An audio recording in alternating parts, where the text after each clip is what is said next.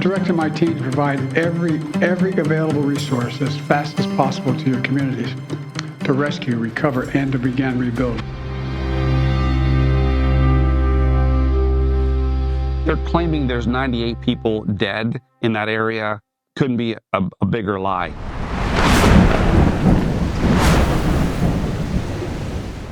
We woke up at 5 o'clock in the morning and it was still dark. We got a flashlight and looked outside, and the water was just at my tires, the bottom of my tires. We never thought that a little creek this wide and that deep is going to turn into a raging river. The flood was all around us, so we had no way out. I mean, it was so fast to where we couldn't even hold on to anything. We couldn't touch the ground at that point. When I jumped back out, I grabbed his hoodie so tight, I thought I was going to choke him, but I was trying to make sure that he wasn't going to go nowhere, and we were all going under. They had nowhere to go. Little to no warning. And most of these people, if they could go anywhere, where would they go?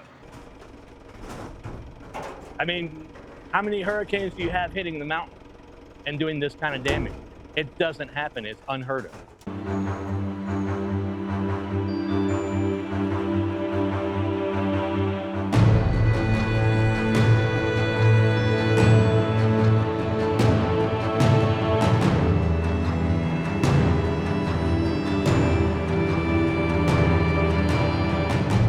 Days after the storm, we showed up here. I was on a crew with a search and rescue. We went out, we were picking through piles, we were looking for bodies. They can't get out to anything in the fire trucks or the ambulances and stuff, so they really, really wanted to have us come out and bring some side-by-sides. So we brought our side-by-sides out and we paired up with search and rescue crews. We were picking through looking for people daily. They're finding people everywhere and we're searching for people everywhere. It's all the citizens. Every bit of it is the citizens. We have a medical assembly here where we have doctors and nurses go in. We have volunteers that have set up tents and have been sleeping here. I don't recognize these people. Where are y'all from? I'm from Alabama. She's from Rutherford County. Thank you very much. People coming from around the country, people with skid steers and backhoes and every kind of equipment that you could think of. Getting to North Carolina was surreal. We were directly behind the storm. We're constantly training and learning and preparing ourselves for these disasters, but this disaster was a gut punch. In the past 35 years, I've been to just about every major disaster in the United States and many in the international space. Everything from wildfires, earthquakes, hurricanes, tornadoes, explosions, civil unrest, and actually wars. Response time is actually critical in life-saving needs because you have a very small window to make sure that all your teams are in place and you're able to render life-saving aid. There was no communication right after the storm with anybody. You know, it's almost like we almost had to return to like smoke signals, you know, to get everybody organized. In these disaster zones, FEMA typically shows up. We see them on day 2. FEMA didn't show up until day 7. Day 7 is when they showed up. I've been up here, but we're over a week after the storm, still has not had anybody government-wise, FEMA-wise. Nobody has come and reached out to them. Nobody's helped them. Well, I can tell you firsthand knowledge from me and my team working from Asheville, Boone, North Carolina, Chimney Rock, all those areas, all the impacted areas. The first responders that have showed up in a huge way when they actually had permission to show up. But from a federal level, it starts from the commander-in-chief and goes all the way down. I did not see one FEMA asset in place. The first assets that we started seeing was on day 6 going into day 7. What happened in Hurricane Helene was nothing short of a complete government failure from the top down.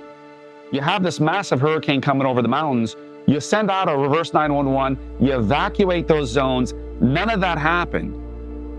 There was no teams being advanced into that area to provide those rescues and to provide medical aid to those people that were in danger.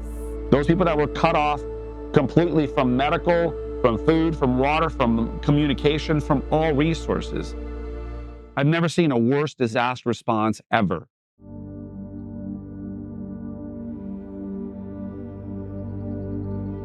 So you're going to see marks on there that will tell which crew searched, how many they found, or none were found, or whether there's hazards in there, such as, you know, rats or some other hazard that's in there. If there's someone out there right now, I hope we find them. And I don't want the number to go up, because I don't want there to be another person that's lost. But if they are out there, I want them to be accounted for in that number, so they get a proper burial and their family gets the proper knowledge of where their family member is if they're missing.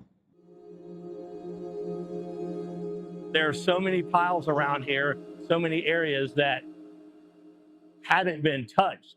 FEMA, stop picking through everything. Why? Why would you stop looking for people?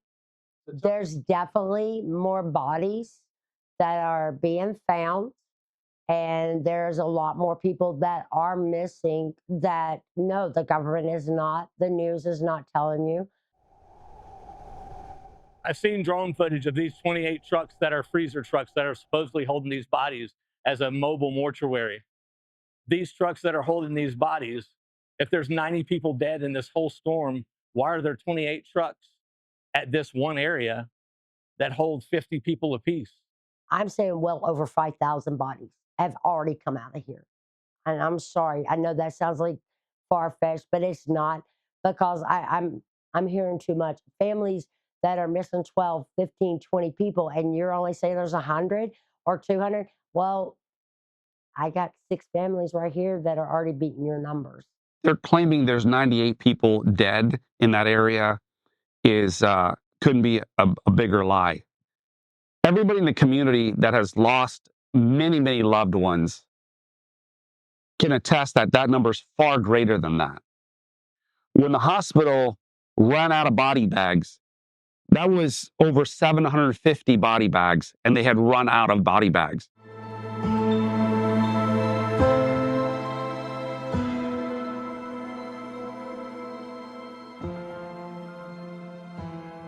I think there's a deliberate effort by this current administration to keep the body count down in this election cycle, because for them, it is politics. It's not about people.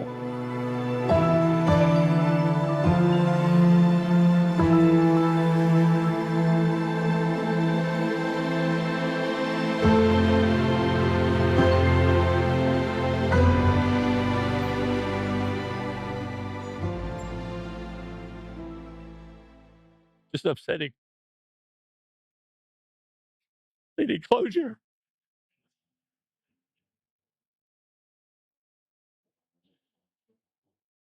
These families need closure, not just pushed away or forgotten about.